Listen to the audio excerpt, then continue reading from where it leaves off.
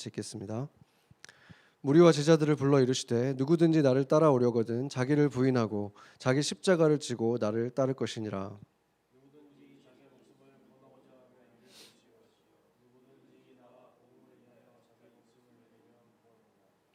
사람이 만일 온 천하를 얻고도 자기 목숨을 잃으면 무엇이 유익하리요? 같이 읽겠습니다. 누구든지 이 음란하고 죄 많은 세대에서 나와 내 말을 부끄러워하면 인자도 아버지의 영광으로 거룩한 천사들과 함께 올 때 그 사람을 부끄러워하리라. 아멘. 네, 누구든지 나를 따라오려거든 자기를 부인하고 자기 십자가를 지고 나를 따를 것이니라. 이 지금 예수님을 따르는 최소한의 조건을 얘기하고 있는 거예요. 누구든지라고 했죠. 나의 제자가 되기 위해서, 아니면 나의 사도가 되기 위해서, 나를 위한 선교사가 되기 위해서, 나를 위한 목회자가 되기 위해서가 아니라 누구든지 나를 따라오려거든 자기를 부인하고 자기 십자가를 지고 나를 따를 것이니라. 이 최소한의 조건인데 첫 번째 조건은 자기를 부인하고라고 말을 했습니다. 이게 무슨 뜻이겠습니까? 보면은 그리스도인들이 그래도 꽤 잘하는 자기 부인이 있습니다. 칭찬을 받을 때, 어떤 영광스러운 어떤 상을 받았을 때 주님께 영광을 돌립니다. 이런 얘기, 스포츠 스타들, 연예인들 시상식에서 이런 말 굉장히 많이 하잖아요. 이것도 하나의 자기 부인이라고 할 수 있죠. 이거는 내 덕이 아니라 하나님 덕입니다라고 그 영광을 주님께 돌리는 거니까 공개적으로 그렇게 하는 것도 용기가 필요한 일이죠. 그리고 연예인들뿐만이 아니라 교회를 좀 다닌 사람들은 자기 자식이 뭔가 좋은 학교에 입학을 했거나 어떤 상을 받았거나 어떤 칭찬받을 일들이 있을 때 제가 자식 하나는 잘 키웠습니다. 이렇게 말하는 사람은 아무도 없을 거예요. 대부분 다 이렇게 말합니다. 다 하나님의 은혜입니다. 이렇게 얘기를 하죠.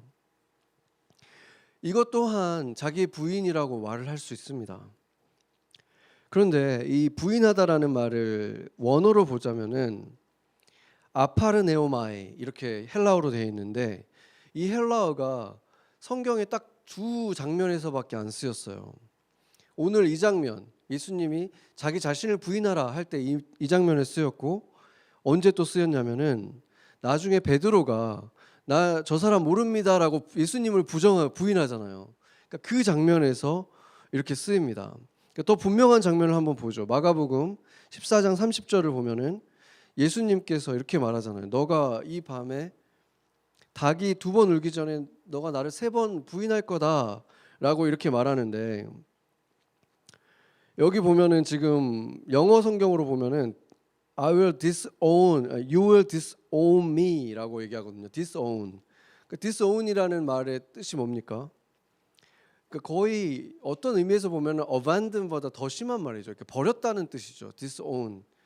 그러니까 완전히 끊어버렸다는 뜻이거든요. 나를 전혀 그냥 모르는 사람인 것처럼 이렇게 얘기했다는 건데, 결국에는 여기서의 의미는 너가 나를 3번 버릴 것이다 이 의미거든요. 전혀 관계가 없는 존재인 것처럼 3번 버린다.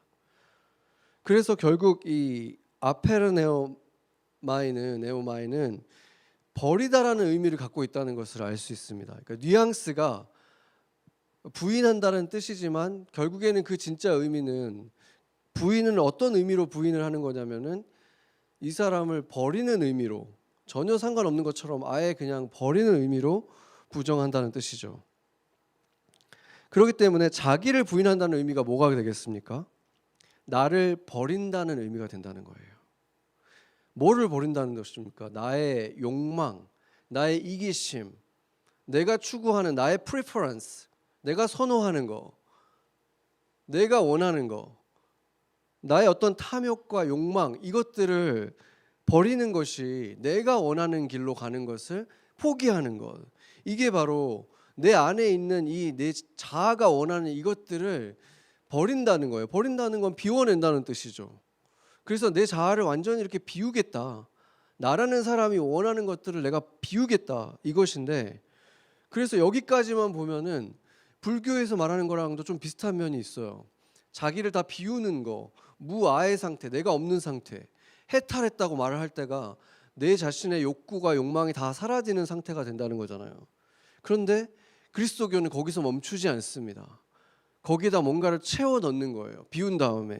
뭘 채우는 것입니까? 누구든지 나를 따라오려거든 자기를 부인하고 자기 십자가를 지고 나를 따를 것이니라, 이렇게 말했잖아요. 그러니까 자기를 부인해서 비우는 대신에 그 자리에다가 뭐를 넣는다는 것입니까? 그 자리에다가 십자가를 지는 것, 자기 십자가를 지는 것을 그 자리에다가 집어넣는 것, 그 두 가지가 동시에 일어난다는 거예요.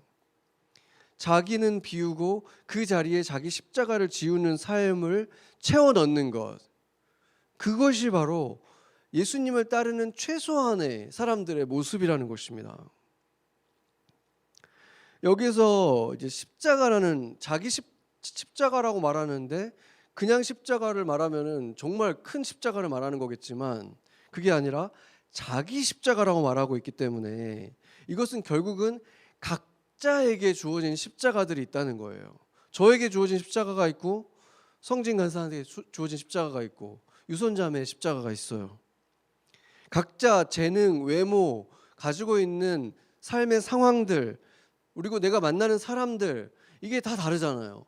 그 각자에게 맞는 각자의 십자가가 있다, 이 얘기를 하는 거예요. 그리고 우리가 여기서 너무나 당연한 것이지만 기억해야 되는 것은 그 십자가가 예수님의 십자가와는 전혀 다른 부분이 있다는 것을 알아야 됩니다. 예수님의 십자가는 무엇입니까? 세상 모든 사람들의 그 죄악을 다 감당하는 십자가예요. 그렇기 때문에 절대적인 십자가고 궁극적인 십자가입니다. 하나님이 인간의 몸으로 오셔가지고 죄가 전혀 없으신데 죄인 취급을 받으면서 모든 죄들을 감당하고 그 죄값을 다 치르신 그 십자가이기 때문에 그 십자가와 우리 십자가는 감히 견줄 수가 없죠. 예수님의 십자가 때문에 우리에게 일어난 일을 세 가지로만 간추려 보자면은, 첫째로 이제는 우리가 내가 지은 죄들이 있잖아요. 각자가 지은 죄들이 있는데 그 죄값을 이제는 내가 치르지 않아도 되는 거예요. 예수님이 치르셨기 때문에. 둘째로 이제는 그렇기 때문에 우리가 죄의 노예로 살 필요가 없어진 거예요. 그리고 세 번째로 사망의 두려움에서 우리는 해방됐기 때문에 우리는 자유롭게 살 수 있게 되는 거예요. 두려움으로부터 자유롭게 살 수 있게 되는 것입니다. 그렇지만 예수님은 우리에게도 우리가 이 세상을 살아갈 때 우리가 감당해야 되는, 그리고 감당할 수 있는 각자의 십자가가 또 있다고 지금 말하는 것입니다. 우리의 십자가는 누군가의 죄를 대신 감당해 주는 그런 십자가는 아니겠죠. 그건 예수님이 하셨잖아요. 그렇다면 이 십자가의 의미는 무엇이겠습니까? 한 가지 분명한 것은 예수님이 굳이 십자가라는 단어를 사용했다는 것은 예수님의 십자가와 닮은 면이 분명히 있다는 거예요. 그렇기 때문에 십자가라는 표현을 쓴 거예요. 예수님이 십자가에 달려서 죽으심을 통해서 우리의 죄값을 감당을 하셨는데, 근데 그 죽으시기 전에 하셨던 행동을 생각해 봐야 돼요. 갈보리 언덕에 오르실 때 십자가를 지고 올라가셨잖아요. 지고 걸으시는 그 길, 거기서 어떤 일을 겪으셨는가, 이거를 봐야 돼요. 예수님이 죄가 없으신데 죄인인 것처럼 붙들리셔서 채찍질을 당하시고 온갖 모욕을 다 당하셨죠. 그렇죠? 그리고 나서 죽기 직전까지의 그 과정이, 십자가에 달리시기 전까지의 그 과정이 바로 예수님이 십자가를 지신 예수님의 모습이었다는 거예요. 십자가를 지신 사역이었다는 거예요.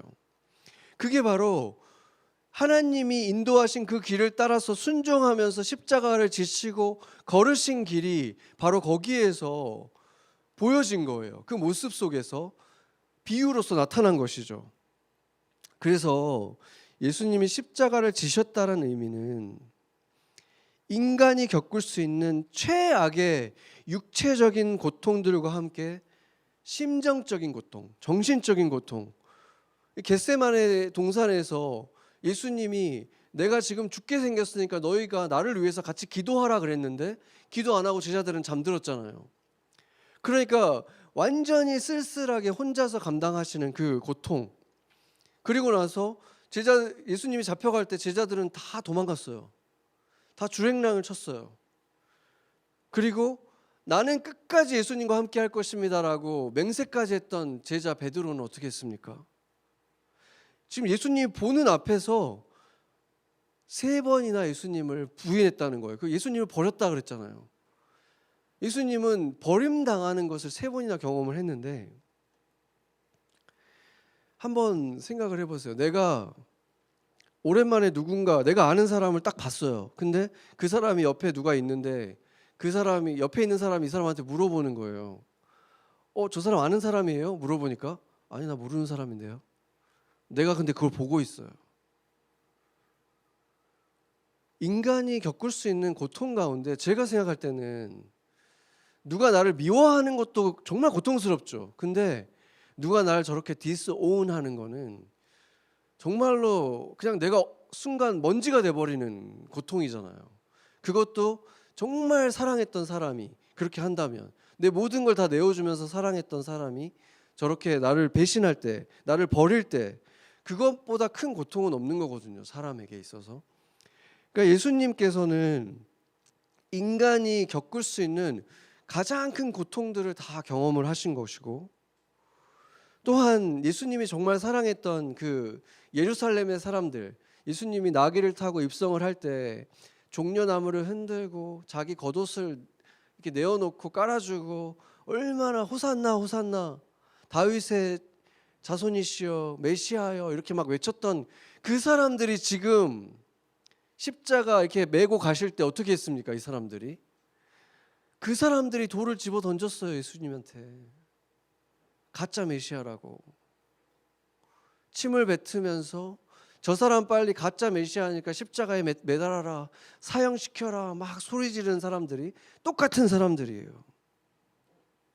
그래서 성경은 예수님은 인간이 겪은 모든 고통들을 다 직접 경험하셨다 이렇게 말하고 있는 거예요. 그래서 십자가를 지셨다는 것은, 십자가를 지고 걸으신 그 길은 예수님이 이 인간의 모든 고통들 있잖아요. 인간들이 배신당하고 버림받고 누군가에게 디스오운 당하고 이런 모든 고통들을 예수님이 겪으셨거든요.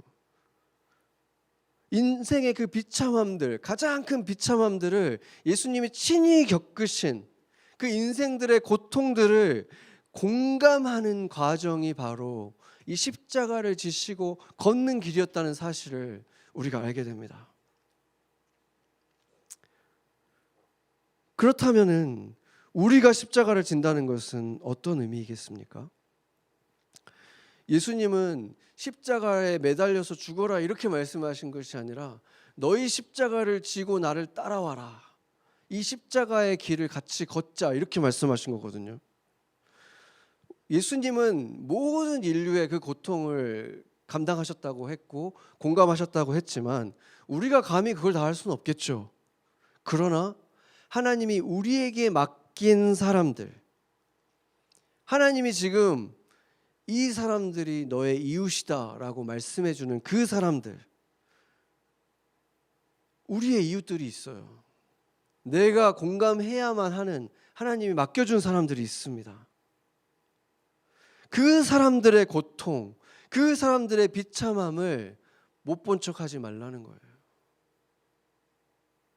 그 사람들의 고통을 공감하는 것, 그들의 슬픔에 같이 울어주는 것, 그것이 바로 우리 각자에게 주어진 자기 십자가들인 것입니다. 제가 막 목회를 시작하던 시점에 한 목사님의 사모님이 저한테 이런 말씀을 해주셨는데 그게 진짜 잊혀지지가 않아요. 그분이 뭐라 그러냐면은 목회를 하는 동안에 정말 너무 신기할 정도로 자주 경험했던 게 뭐냐면, 누군가를 보면서 왜 저 사람은 그게 안 될까? 왜 저 사람은 저게 저렇게 연약할까? 이렇게 뭔가 이해가 잘 안 된다 이렇게 갸웃갸웃했던 그런 일이 있고 나면은 꼭 얼마 안 돼 가지고 자기가 똑같은 처지에 놓이는 거예요. 그래서 자기가 똑같은 행동을 하고 있는 모습을 보는 그런 일들이 굉장히 자주 있었다는 거예요. 예전에도 있었겠지만 훨씬 더 자주 이걸 그냥 이게 보통 일이 아니다, 그냥 넘어갈 수 없을 정도로 계속 경험을 한다는 거예요. 근데 저도 제가 목회를 시작하고 나서 그 빈도수와 강도가 점점 이게 세지는 거를 제가 경험을 하게 되는 거예요. 그러니까 함부로 저 사람은 왜 저렇게 못하지? 왜 저 사람은 아침에 일찍 못 나오지? 이런 것들을 함부로 이렇게 판단하고 정죄를 못하게 되는 거예요. 점점. 그러면서 뭘 해야 되는 거냐면은 비판하기에 앞서서 먼저 기도를 하는 거예요. 왜 저 사람은 저게 안 될까요? 그러니까 기도하면 어떻게 되냐면 공감이 돼요. 저 사람은 나름대로의 고통이 있겠구나. 내가 다 보지는 못하지만. 마태복음 7장 2절을 보면은 딱 이렇게 말하잖아요. 너희가 비판하는 그 비판으로 너희가 비판을 받을 것이고 너희가 헤아리는 그 헤아림으로 너희가 헤아림을 받을 것이다. 정말 그냥 리더럴리 이 일이 그냥 일어나는 거예요. 왜 일어나겠습니까? 왜 일어나겠어요? 공감하는 사람이 되라는 거예요. 그냥 정답을 알고 그거를 막 이게 쏟아붓는 정죄하는 이런 사람이 되는 게 아니라 그냥 아픔을 알아주고 그 사람과 함께 같이 걸어서 나아질 수 있게 해주는 그런 목자가 되라는 거예요. 너는 왜 그거밖에 안 되니? 이렇게 하는 게 아니라 그 사람의 자리에 같이 가서 공감하고 우리가 조금 더 힘내보자. 같이 기도하면서 이겨나갈 수 있도록 같이 걷는 예수님이 하셨던 것처럼 예수님이 성육신 하셨잖아요. 인간으로 오셨잖아요. 같이 보여주셨잖아요. 어떻게 하는 건지. 정도의 차이는 있지만 우리 모두는 누군가에게 작은 목자로 부르심을 받은 거예요. 모든 그리스도인들은. 목회자라는 특별한 부르심을 받은 저 같은 사람은 여러분들이 그 목자 역할을 할 수 있도록 여러분들과 그 일을 하는 것이고, 여러분들은 내가 못 만나는 여러분들이 만나는 일상에 만나는 사람들이 있잖아요. 동료들이 있고 이웃들이 있고 만나는 사람들이 있어요. 그 사람들에게 그 역할을 해주는 사람들이에요. 하나님께 다가갈 때 여러분들도 다가가려고 하면은 제가 말했던 그런 경험을 하게 될 거예요. 정죄했는데 내가 똑같은 상황에 또 놓여 있고 부끄러워지는 일들. 겸손하게 십자가 지고 가라고 주님이 그런 기회들을 주시는 거예요. 그 이웃들은 나보다 나이가 많은 사람일 수도 있고 심지어 어떤 신앙의 경험이 더 많은 사람일 수도 있고 우리가 기도해야 될 사람들, 우리가 그렇게 함께 걸어야 될 그 사람들, 내가 그 사람 자체가 십자가가 아니라 내가 그 사람을 공감하기 위해서는 십자가를 진다고 느낄 만큼 어떤 고통이 동반되는 그 영혼들이 누구인지 우리가 물어보면 주님은 반드시 알게 해주십니다. 왜냐하면 주님이 그걸 너무 원하시는 거예요. 그 십자가를 지고 같이 걷기를, 그 사람들의 고통을 공감하면서 그렇게 십자가 지게 되면 어떤 일이 일어납니까? 참된 사랑을 할 수 있게 되는 거예요.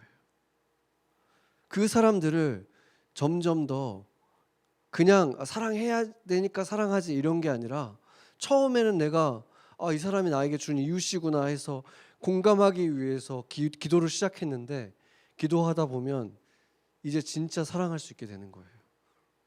그 사람의 아픔들이 내 아픔이 되어져 가면서 그 사람을 이해하게 되고 품어주게 되고 진짜 사랑할 수 있게 되는 거예요. 그게 바로 예수님이 우리에게 자기 십자가 지라라고 명령하신 이유인 것입니다. 자기를 부인하는 것, 자기 십자가를 지는 것, 이 두 가지는 어떻게 우리 힘으로 할 수가 있겠습니까? 우리 힘으로 할 수 없는 것이지만 예수님이 우리에게 명령을 하셨다는 것은 그게 그냥 저절로 되지는 않는다는 것입니다. 죄송한데 물 하나만 좀. 예.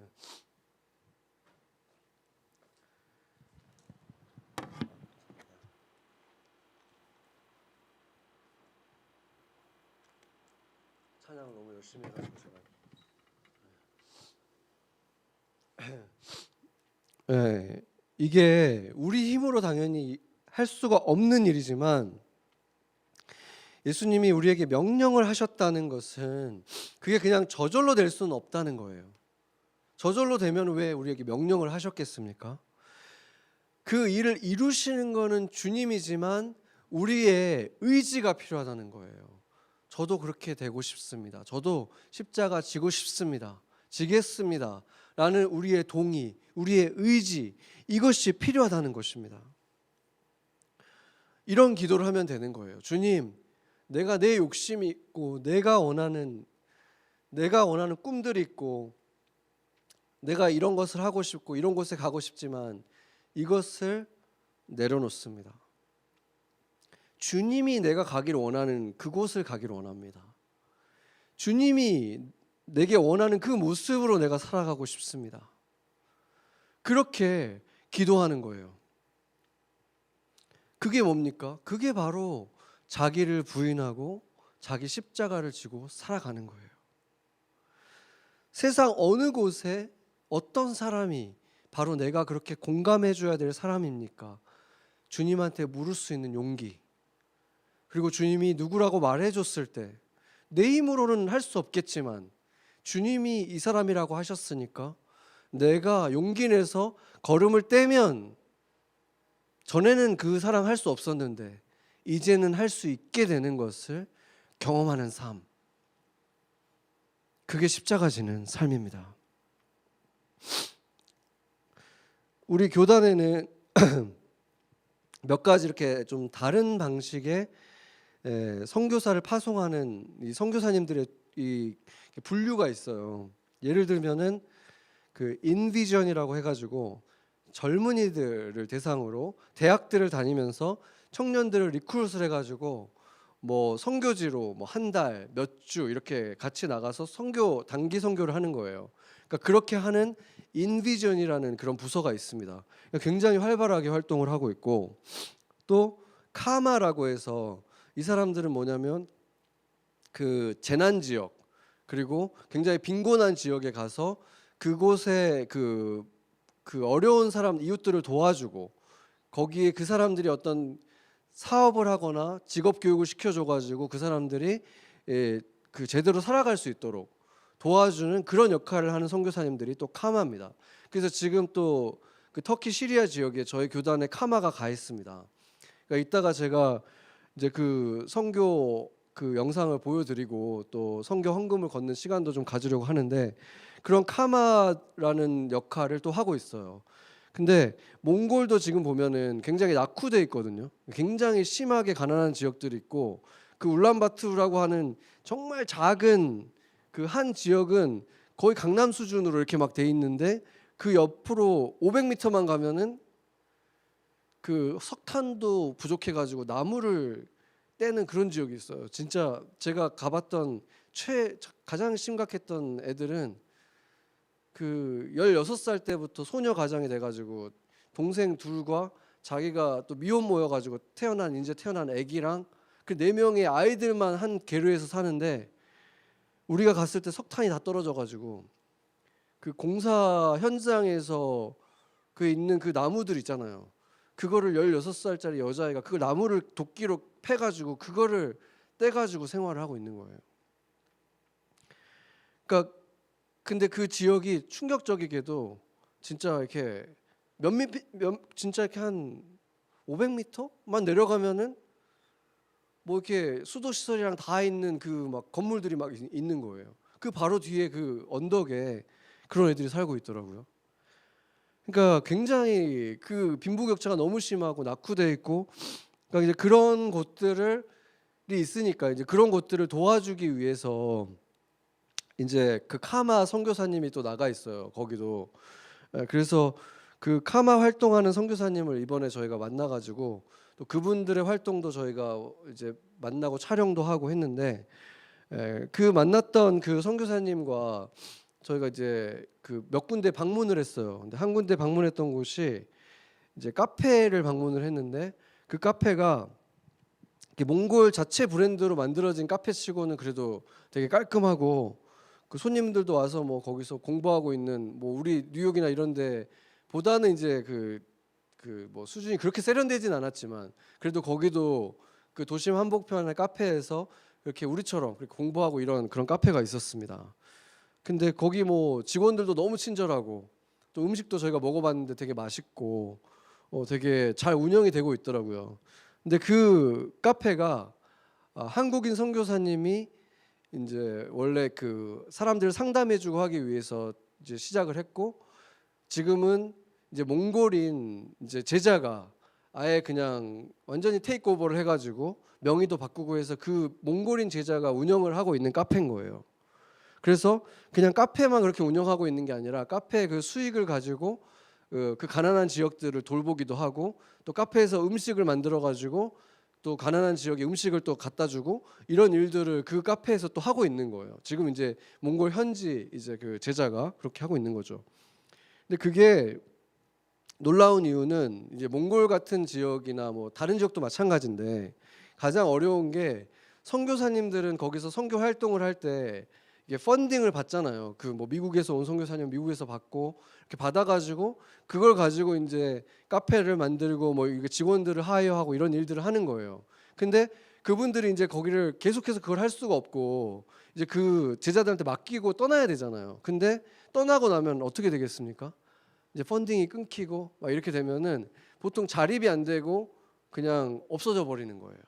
그게 그런 사회적인 비즈니스도 없어져 버리고 또 교회도 없어져 버려요.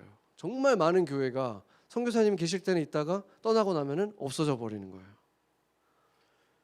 근데 그 카페는 이미 선교사님이 떠나신 지가 그곳에 그 몽골에 계시긴 하지만 그 선교사님이 그 사업에는 완전히 손을 떼신 지가 오래됐는데 계속해서 그 현지 지도자가 테이크오버 해가지고 그걸 잘 운영을 하고 있는 거예요. 그래서 그걸 보면서 굉장히 이 소망이 많이 보이더라고요. 그리고 그 자기들만 잘하고 있는 게 아니라 오히려 다른 교회나 이런 데들 돕고 있는 거예요. 그 비즈니스를 통해서. 그러니까 너무 훌륭하게 잘하고 있더라고요. 그리고 또 카마 선교사님과 방문한 또 인상적인 곳이 있었는데 또 울란바토르에서 또 1시간 정도를 또 가면은 쓰레기 마을이라는 곳이 있습니다. 그러니까 거기는 이제 그 울란바토르에서 나오는 그 쓰레기들을 처리하는 그 지역인 거예요. 그래서 여름에 가면은 그 근처에만 가도 막 악취가 나가지고 보통 사람은 거의 견딜 수가 없는 수준이래요. 근데 저희는 이제 겨울이어가지고 냄새가 많이 나진 않았는데 거기에 베델이라는 교회가 있었습니다. 거기에 이제 감바트라는 목사님을 만났는데 그분이 저랑 동갑인데 느낌은 진짜 형님 큰 형님 같은 그런 느낌이었는데 저보다 생일이 좀 빠르다고 자기가 약간 형님처럼 이렇게 하더라고요. 근데 진짜 이렇게 하시는 사역이나 이런 걸 봤을 때 제가 진짜 형님처럼 모시고 싶은 그런 분이었어요. 근데 처음 만난 곳이 그분도 이제 카페를 만들어 가지고 그 카페를 방문하러 저희가 간 거였거든요. 근데 카페가 진짜 이렇게 더 깨끗했어요. 울란바토르 시내에 있는 것보다 이렇게 나무로 이렇게 쫙 인테리어를 해가지고 우리 성진관 사장님도 봤는데 너무 좋았죠. 카페 인테리어나 이런 게 너무 잘 돼 있고 좋았는데 이제 보니까 이제 그 목사님의 딸들은 티네이저들인데 다 이제 서빙하고 뭐 카운터에 있고 그 사모님은 바리스타 하고 있고 이제 다 그렇게 하고 있는데 거기 앉아가지고 이제 저희가 뭐 커피 마시면서 기도 제목을 나눴어요. 저는 기도 제목으로 우리가 맨하탄에 있는 교회인데 지금 장소가 없어져서 이제 7월 달부터 장소 구해야 된다고 막 얘기를 했더니 정말 이렇게 뜨겁게 기도를 해주시더라고요. 그러니까 본인들도 장소 때문에 고생을 한 적이 있대요. 왜냐하면 몽골 같은 데는 렌트를 하면은 계약 기간이 1년인데 그 중간에도 주인이 팔아버린대요. 그냥 그러면 자기 인테리어 다 해놨고 막 다 해놨는데도 가게 팔면은 그냥 그만이래요. 그래가지고 무슨 수를 써도 건물을 사야 되겠다 해가지고 이제 건물을 사시고 뭐 이런 고생한 일들이 있었기 때문에 우리 얘기를 들었을 때 진짜 이렇게 열심히 기도를 해주시더라고요. 그러니까 그러면서 뭔가 이렇게 마음이 이렇게 통하기 시작했는지 원래는 카페만 보고 오려고 그랬는데 자기 사역들을 하나하나 다 보여주시는 거예요. 이렇게 보여주는데 이분이 무슨 사역을 하냐면 그 몽골의 홈리스들을 이제 구제해서 이 사람들을 이제 다시 이제 살아갈 수 있도록 도와주고 또 일도 하게 해주고 결국에 마지막으로는 선교사로 파송까지 하는, 그게 이분의 이제 비전인 거예요. 그래서 처음에 우리 어디 데려갔냐면 카페에서 도로를 가로질러 가니까 남자들의 숙소가 있는데 그 남자들 숙소 건물 자체는 굉장히 헐었지만 그 건물도 이제 그 교회 거더라고요. 그래서 올라가니까 이제 2층에 가니까 그 카페테리아가 있는데 거기서 이렇게 왕년에 뭔가 이렇게 한 힘을 쓰셨을 것 같은 그 문신이 많은 분이 막 고기를 막 열심히 썰고 계시는데, 그게 그 한 100가정 정도에다가 몽골의 만두가 있거든요. 보츠. 그걸 이제 만들어 가지고 나눠 주려고 카마에서 그걸 또 주문을 했대요. 그러니까 서로 이렇게 돕는 거예요. 주문해 주고 일거리를 주는 거잖아요. 그걸 통해서 또 일을 하시고, 그래서 그 보츠를 만들어서 100개 가난한 가정에 이제 나눠 주겠다고 만들고 계시더라고요. 그래서 거기 가니까 막 할아버지들도 계시고 젊은 남성들도 계시는데, 이제 젊은 남성들은 또 그 목사님이랑 같이 뭐 집 수리하는 이런 공사 일들을 하신대요. 그래서 그거를 통해서 그런 수익이 났을 때 그 수익을 가지고 이제 이 교회를 운영을 하시는 거예요. 또 여성 건물을 갔는데 여성 건물은 확실히 이렇게 더 훨씬 환하고 분위기도 더 밝았는데, 그분들은 뭐 하냐면 이제 몽골 가면은 이렇게 양털로 만든 귀여운 인형들이 있어요. 양, 뭐 염소 이런 게 있거든요. 그거를 이렇게 만들어 가지고 또 이렇게 판매하시는 거예요. 그래서 그걸로 또 수익을 내고, 그래서 벽에 보니까 또 이게 날짜별로 이름들이 쫙 있어요. 근데 그게 뭐냐면은 날마다 큐티 인도자 이름인 거예요. 그래서 그때는 이제 뭐 남자 여자들 다 그 교회 그 예배당에 모여가지고 아침에 큐티 새벽 기도처럼 아침마다 큐티를 하는데 인도자들 이름이 쫙 있더라고요. 그리고 또 보여준 게 이제 이 코로나 때문에 지금은 적자인데 한동안은 비즈니스가 굉장히 괜찮았다고 보여주신 곳이 공중 샤워 시설이었어요. 그러니까 게르는 샤워 시설이 없거든요. 그 안에서 그냥, 그러니까 어떻게 하는지 모르겠어요. 어떻게 온 가족이 다 그 안에서 다 씻어야 되고 하잖아요. 그러니까 이 퍼블릭 그 샤워실을 만들었을 때 그냥 조금만 돈을 내면은 안에서 씻고 할 수 있는데, 저희가 딱 들어갔을 때 보니까 너무 깨끗하고 그 카운터에 앉아 있는 분도 성경책을 펴놓고 이렇게 큐티를 열심히 또 하고 계시더라고요. 근데 제가 진짜 그 곳을 이렇게 다니면서 이게 음식을 막 만들고 있고 인형을 만들고 계시고 샤워실을 관리하고 이 사람들을 만났는데, 이 사람들이 다 홈리스였다는 게 믿기지가 않는 거예요. 이 사람들이 너무 깨끗하고 그냥 너무 정상적이고 또 막 큐티를 하고 계시고 막 이런 모습이 예전에 그 길거리에 있었을 그런 사람이라는 게 상상이 안 되는 거예요. 이 지역 사람들이 이제 다 이분들뿐만이 아니라 이분들은 이제 거의 교회 리더들처럼 또 활동을 하고 그 마을의 사람들이 또 예배를 드릴 때는 또 온대요. 근데 다 가난하잖아요. 그러니까 이 뭐 헌금이 전혀 나올 수가 없는 환경이기 때문에 오히려 교회에서 도와준대요, 이 성도들을. 그래서 이렇게 공사를 하고 뭐 만들어서 팔고 샤워장을 운영하고 이래서 이 돈을 가지고 오히려 음식을 나눠주고 하는 그 일들을 계속 해오더라고요. 그리고 이분이 이제 가장 자부심을 느끼면서 얘기하신 게 뭐냐면, 이곳의 출신 중에서 두 가정이 생겨가지고 다른 도시 두 곳으로 선교사로 이미 파송을 했다는 거예요. 그러니까 얼마나 기쁘겠어요. 보니까 홈리스였던 사람이 이렇게 여기서 같이 사역을 하다가 이제 선교사가 돼가지고 다른 지역에 가서 뭐 돼지 키우면서 사역을 하신대요. 자비량으로 또 그렇게 하고 있고 자기들이 필요할 때 좀 도와주고 이렇게 하는데,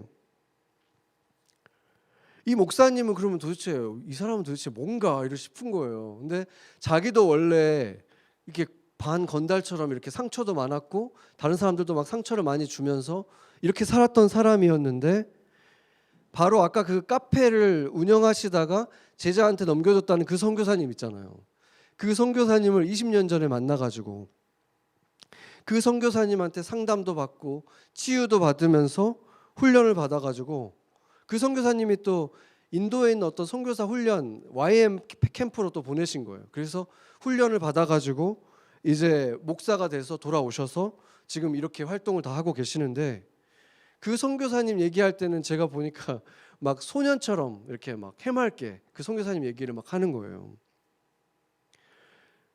여러분이 지금 들으면서도 느끼겠지만은 저는 눈으로 보면서도 이게 진짜 믿기지가 않는 거예요. 이 한 사람이 이 엄청난 이 사람들을 변화시켜 가지고 선교사까지 막 이렇게 되는 게 이게 그냥 수년 내에 막 이렇게 이루어지고 있는 걸 보는 게 진짜 너무 신기한 거예요, 저는.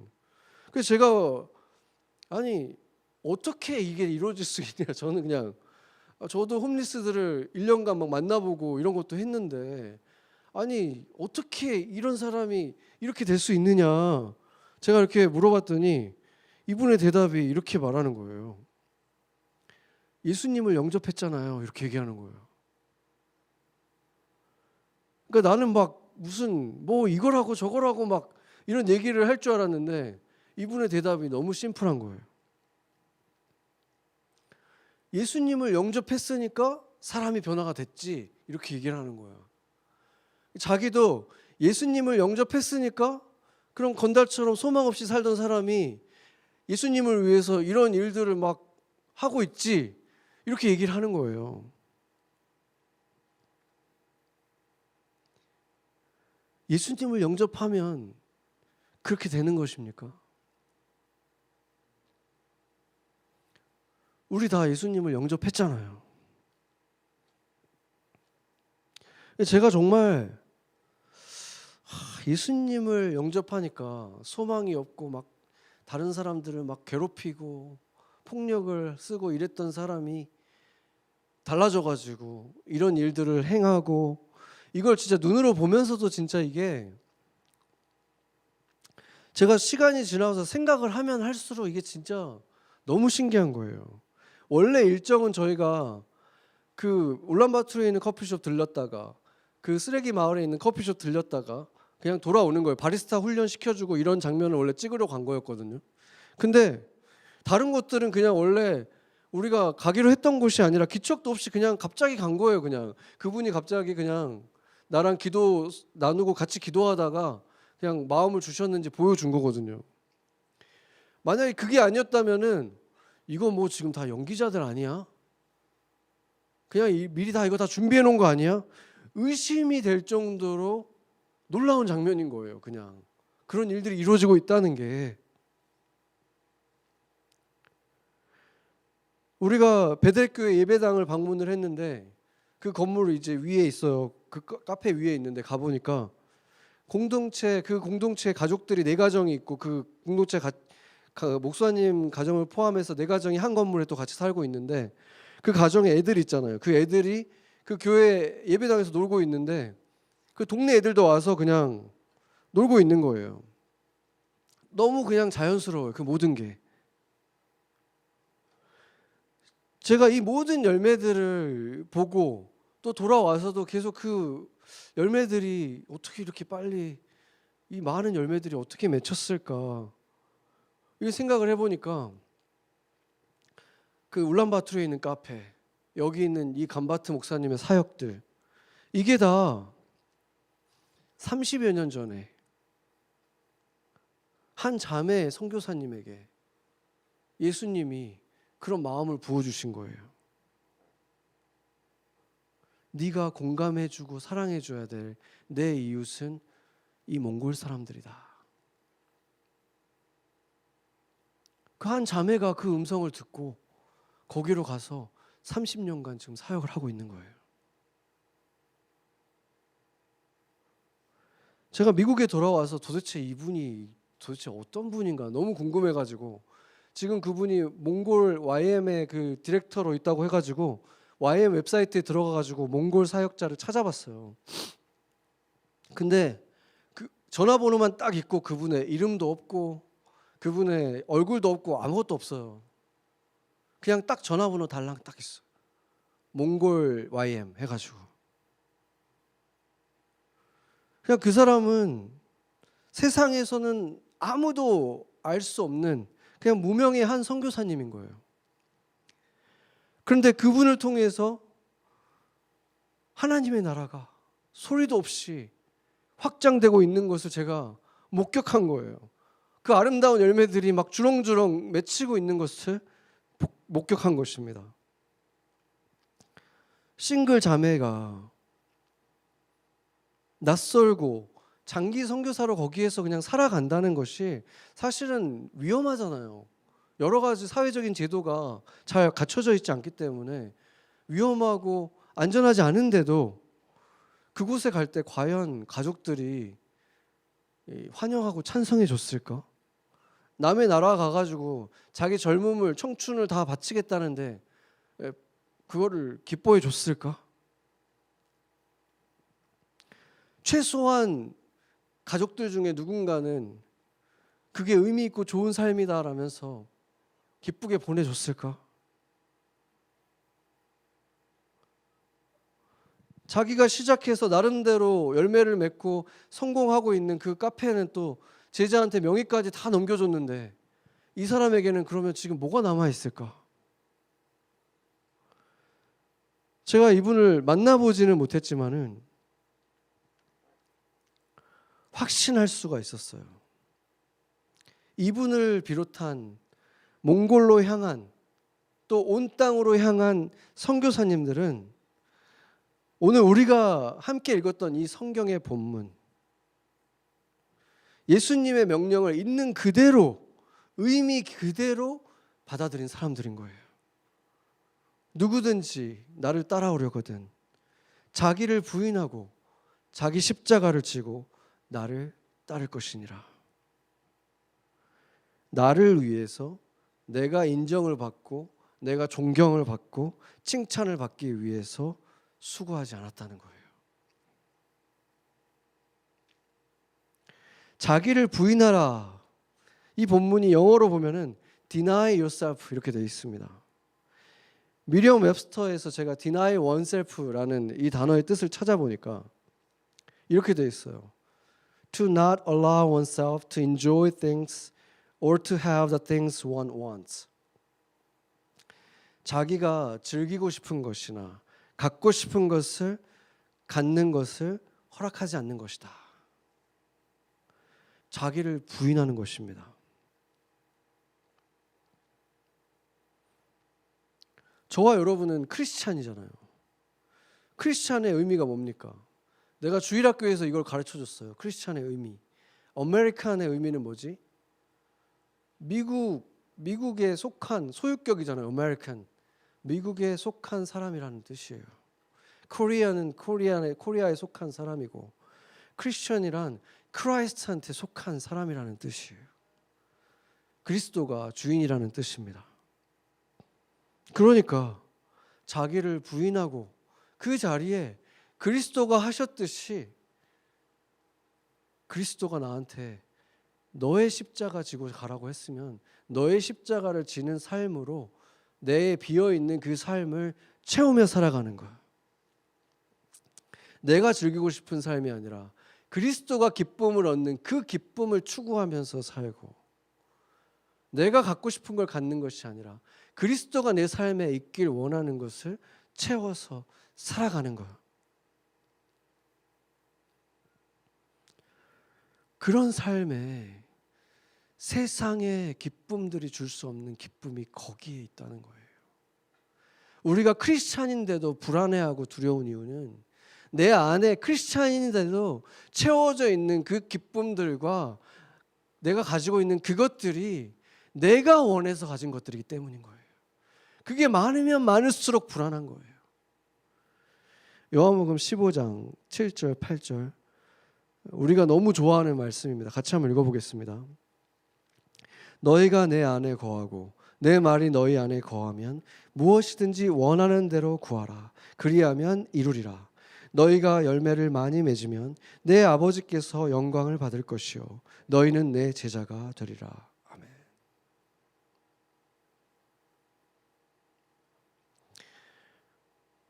너희가 이름으로만 크리스찬이어도 네가 원하는 거 얘기하면 다 들어주겠다 이렇게 말씀 안 하셨잖아요. 지금 너희가 내 안에 거하고 내 말이 너희 안에 거하면 무슨 뜻입니까? 내 소원이 너희 소원이 되면, 내 기쁨이 너희 기쁨이 되면, 너희가 원하는 것이 내가 원하는 것이 되면 그대로 다 이루어주겠다. 얼마나 기쁠까요? 내가 원하는 것이 다 이루어지는 삶.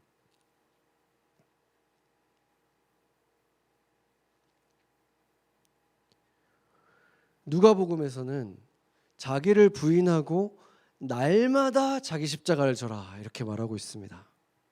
왜냐하면 한 번 비웠다고, 한 번 십자가 지기로 했다고 되지 않잖아요. 매일 이루어져야 된다는 거예요.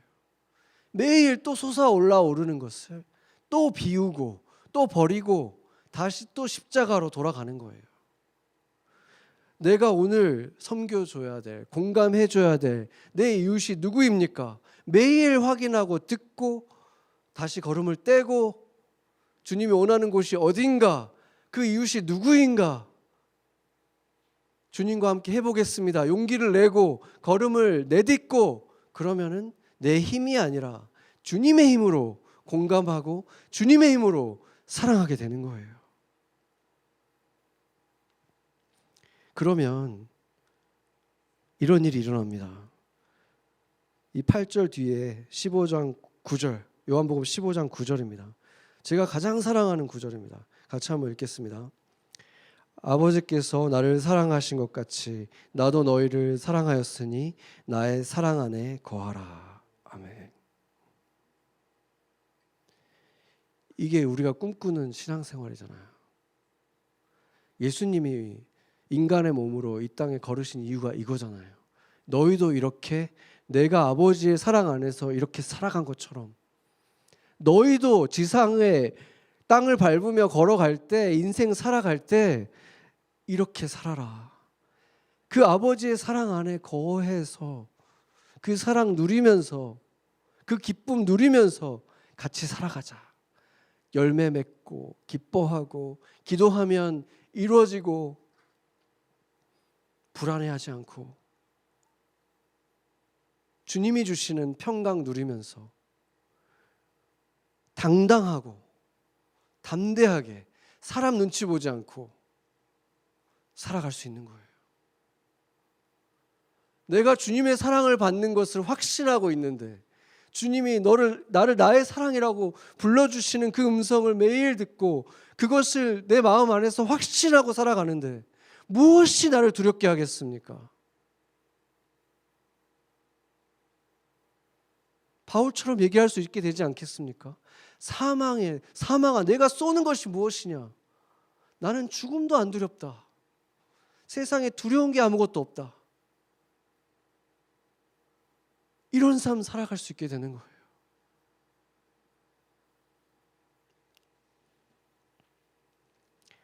날마다 옛 욕망들이 무엇인지 분별하고 그것을 비워내고 버리고 내가 공감해야 될 사람이 누구인가, 오늘 내가 만나야 될 사람은 누구이고 그에게 내가 무엇을 해줘야 하는가 주님께 묻고, 무엇을 해야 될지 모르겠으면 그냥 주님 함께 해주십시오. 그냥 그곳에 있겠습니다. 믿음으로 그렇게 살아가는 거예요.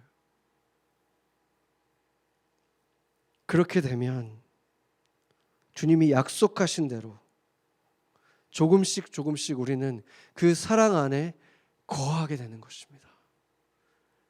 그 안에 머무는 거예요. 주님의 사랑 안에, 그 품 안에 머무는 삶을 살 수 있게 되는 것입니다.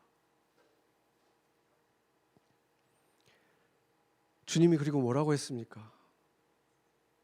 너희가 나를 떠나서는 아무것도 할 수 없지만 나의 안에 머물면 너희가 열매를 많이 맺나니.